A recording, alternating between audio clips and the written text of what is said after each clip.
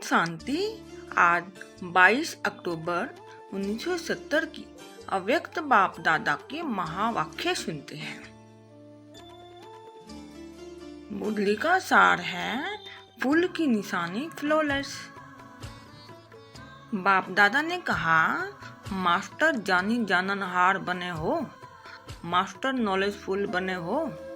Master knowledgeful बनने से सर्व knowledge को जान गए हो। मास्टर नॉलेजफुल, मास्टर जानी जाननहार बन गए हो व बन रहे हो। अभी तक बन रहे हो। नॉलेजफुल बन गए व नॉलेजफुल बन रहे हो। नॉलेजफुल बन रहे हो व ब्लिसफुल बन रहे हो। बन रहे हो व बन गए हो।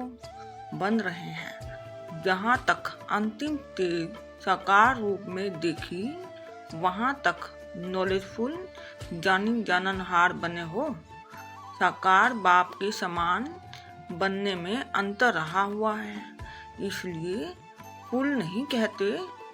कहाँ तक फूल बनना है उसका एग्जाम्पल स्पष्ट है ना। जितना ज़्यादा मास्टर रचयिता के नशे में रहते हो, वह रचना के किस नशे में ज़्यादा समय रहते हो। आज ये प्रश्न क्यों पूछा? आज सर्व रत्नों को देख और परख रहे थे कि कहाँ तक फ्लॉलेस हैं, अर्थात फुल हैं। अगर फुल नहीं हो तो फेल। तुम आज फुल और फेल की रेखा देख रहे थे, तब प्रश्न पूछा कि फुल बने हो। जैसे बाप की महिमा है, सभी बातों में फुल है ना, तो बच्चों को भी मास्टर नॉलेजफुल तो बनना ही है। सिर्फ नॉलेजफुल में नहीं, लेकिन मास्टर नॉलेजफुल। इसलिए प्रश्न भी पूछा कि मास्टर नॉलेजफुल बने हो। मास्टर तो हो ना। मास्टर नॉलेजफुल में भी ना हो सकती है क्या? अगर आपके दो हिसाब हैं, तो बाप दादा के भी दो राज हैं। आज एक एक में तीन बातें विशेष रूप से देख रहे थे। आज अमृत वेले की दिनचर्या सुना रहे हैं कि क्या देख रहे थे।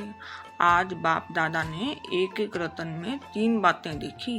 वह कौन सी? यह भी ड्रिल कराते हैं। बाबा ने कहा, आज तीन बातें देख रहे थे। एक तो हरेक की लाइट, दूसरा माइट और तीसरा राइट। राइट शब्द के दो अर्थ हैं। एक तो राइट यथार्थ को कहा जाता है, दूसरा राइट अधिकार को कहा जाता है। राइट अधिकारी भी कितने बने हैं और साथ साथ यथार्थ रूप में कहाँ तक हैं? तो लाइट, माइट और राइट, यह तीन बातें देख रहे थे। रिजल्ट क्या निकली वह भी बताते हैं। अभी सर्विस बहुत की है ना, तो वह रिजल्ट देख रहे थे। अभी तक सिर्फ आवाज़ फैलने तक रिजल्ट है। आवाज़ फैलाने में पास हो, लेकिन आत्माओं को बाप के समीप लाने का आह्वान अभी करना है। आवाज़ फैला है, लेकिन आत्माओं का आह्वान करना है। आह्वान करना और बाप के समीप लाना, यह पुरुषार्थ अभी रहा हुआ है, क्योंकि स्वयं भी आवाज़ से परे रहने के इच्छुक हैं, अभ्यासी नहीं हैं। इसलिए आवाज़ से आवाज़ फैल रहा है। लेकिन जितना स्वयं आवाज़ से परे होकर संपूर्णता का आह्वान अपने में करेंगी, उतना आत्माओं का आह्वान कर सकेंगी। अभी भल आह्वान करते भी हो, लेकिन रिजल्ट आवागमन में है। आवागमन में आते भी हैं, जाते भी हैं, लेकिन आह्वान के बाद आहुति बन जाए, वह काम अभी करना है। नॉलेज की तरफ आकर्षित होते हैं, लेकिन नॉलेजफुल के ऊपर आकर्षित करना है। अभी तक मास्टर रचयिता कहाँ कहाँ तक रचना के आकर्षण में आकर्षित हो जाते हैं। इसलिए जो जितना और जैसा स्वयं है, उतना और वैसा ही सबूत दे रहे हैं। अभी तक शक्ति रूप शूरवीरता का स्वरूप नैनों और चैनों में नहीं है। शक्ति व शूरवीरता की सूरत ऐसे दिखाई दे जो कोई भी आसुरी लक्षण वाले हिम्मत न रख सकें, लेकिन अभी तक आसुरी लक्षण के साथ साथ आसुरी लक्षण वाले कहाँ तक आकर्षित कर लेते हैं, जिसको रॉयल माया के रूप में आप कहते हो। वायुमंडल ऐसा था, वाइब्रेशन ऐसे थे, वो समस्या ऐसी थी, इसलिए हार हो गई। कारण देना गोया अपने को कारागार में दाखिल करना। अभी समय बीत चुका, अब कारण नहीं चुनेंगे, बहुत समय कारण चुने, लेकिन अब प्रत्यक्ष कार्य देखना है ना, न कि कारण। अभी थोड़े समय के अंदर धर्मराज का रूप प्रत्यक्ष अनुभव करेंगे, क्योंकि वह अंतिम समय है। अनुभव करेंगे कि इतना समय बाप के रूप में कारण भी सुने, ने भी दिया, रहम भी किया, रियायत भी बहुत की, लेकिन अभी यह दिन बहुत थोड़े रह गए। फिर अनुभव करेंगे कि एक संकल्प के भूल की एक का 100 गुना दंड कैसे मिलता है। अभी अभी किया और अभी अभी इसका फल व दंड प्रत्यक्ष रूप में अनुभव करेंगे। अभी वह समय बहुत जल्दी आने वाला है, इसलिए बाप दादा सूचना देते हैं, क्योंकि फिर भी बाप दादा बच्चों के स्नेही हैं। फिर बाबा ने कहा, अब मास्टर रचयितापन का नशा धारण कर रचना के सर्व आकर्षण से अपने को दूर करते जाओ। बाप के आगे रचना हो, लेकिन अब ऐसा समय आने वाला है जो मास्टर रचयिता, मास्टर नॉलेजफुल बनकर उस आकर्षक पावरफुल स्थिति में स्थित न रहे, तो रचना भी भिन्न भिन्न रंग ढंग रूप और रचेगी। इसलिए फूल बनने के लिए स्टेज पर पूरी रीति स्थित हो जाओ, तो फिर कहाँ भी फेल नहीं होंगे। अभी बचपन की भूलें, अलबेलेपन की भूलें, आलस्य की भूलें, बेपरवाही की भूलें रही हुई है। इन 4 प्रकार की भूलों को ऐसे भूल जाओ जैसे सतयुगी दुनिया में भूल जाएंगे। तो ऐसा पावरफुल शक्ति रूप, शस्त्रधारी स्वरूप, सदा जागती ज्योति स्वरूप अपना प्रत्यक्ष रूप दिखाओ। अभी आपके अपने अपने भक्त आप गुप्त वेशधारी देवताओं को फिर से पाने के लिए तड़फ रहे हैं। आपके संपूर्ण मूर्त प्रत्यक्ष होंगी, तब तो आपके भक्त प्रत्यक्ष रूप में अपने इष्ट को पा सकेंगे। अभी तो कई प्रकार के हैं, भल आवाज सुनेंगी, लेकिन यह भी याद रखना, एक तरफ आसुरी आत्माओं की आवाज और भी आकर्षक तथा फुल फोर्स में होगी, दूसरी तरफ आपके भक्तों की आवाज भी कई प्रकार से और फुल फोर्स में होगी। अभी प्रत्यक्ष रूप में क्या लाना है और क्या नहीं लाना है, वह भी परखना बुद्धि का काम है। इसलिए अभी रियायत का समय गया, अभी रूहानियत का समय है।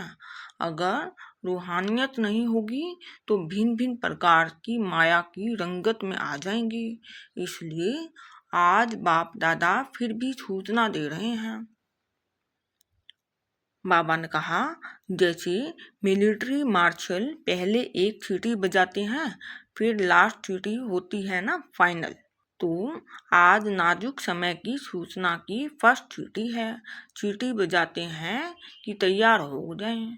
इसलिए अभी परीक्षाओं के पेपर देने के लिए तैयार हो जाओ।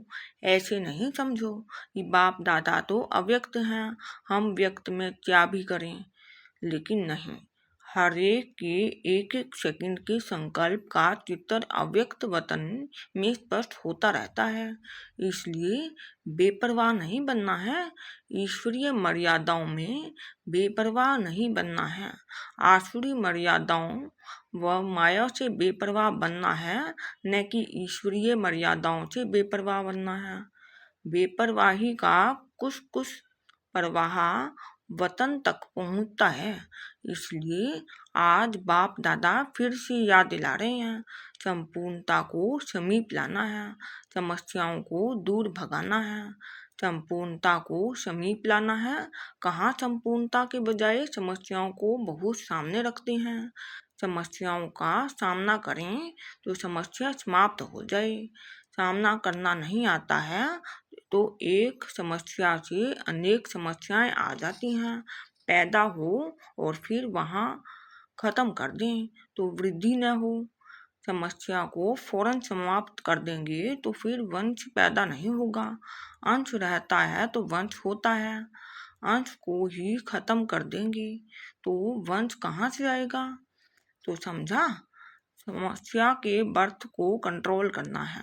अभी इशारे में कह रहे हैं, फिर सभी प्रत्यक्ष रूप में आपकी स्थिति बोलेगी, छिप नहीं सकेंगी। जैसे नारद की सूरत सभा के बीच छिप सकी।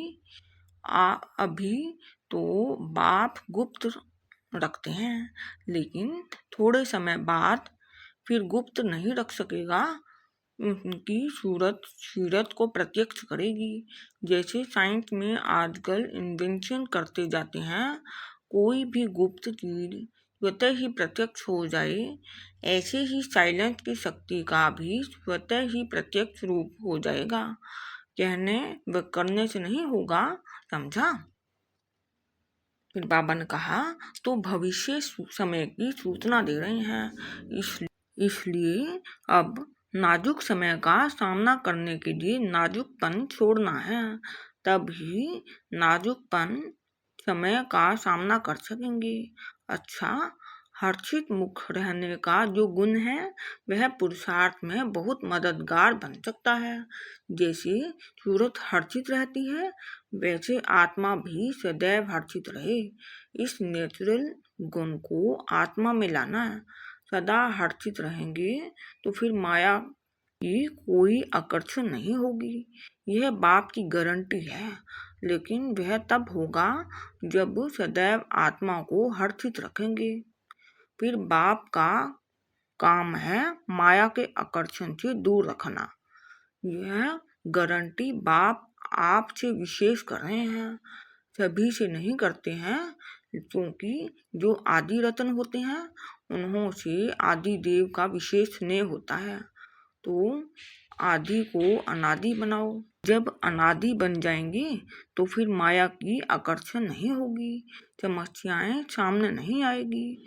जब बाप का स्नेह स्मृति में रहेगा तो सर्वशक्तिमान के स्नेह के आगे समस्या क्या है? कहाँ वह स्नेह और कहाँ समस्या? वह राई वह पहाड़, इतना फर्क है। तो अनादि रतन बनने के लिए सर्वशक्तिमान की शक्ति और स्नेह को सदैव साथ रखना है। अपने को अकेला कभी नहीं समझो। साथी के बिना जीवन का एक सेकंड भी न हो। जो स्नेही साथी होते हैं वह अलग नहीं होते हैं। साथी को साथ न रखने से, अकेला होने से माया जीत लेती है। अच्छा, ओम शांति।